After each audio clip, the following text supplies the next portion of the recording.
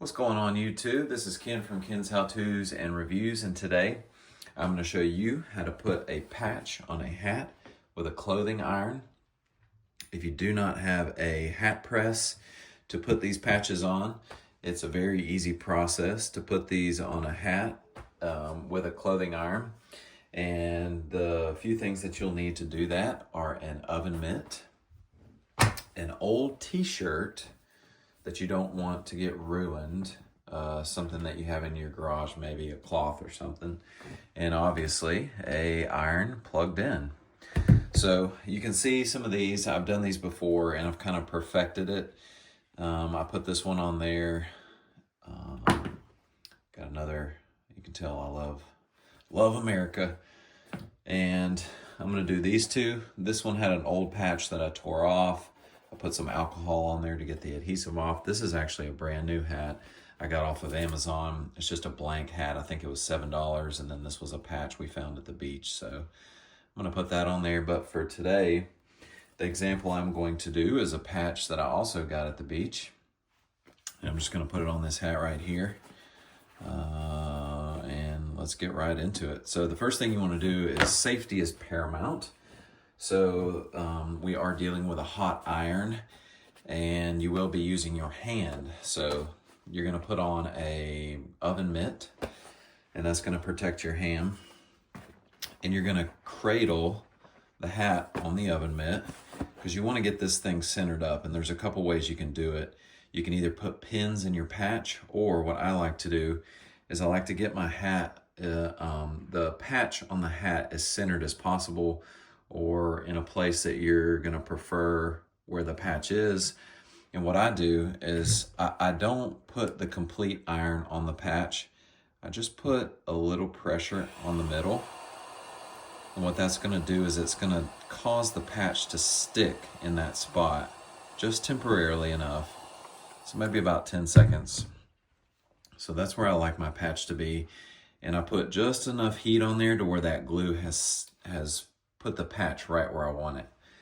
So what you're gonna do is you're gonna take your old t-shirt and you're gonna put it over your patch when you press it on there. Because if you put your iron on the patch directly, it's gonna melt the thread, it's gonna melt the patch, it's gonna look bad.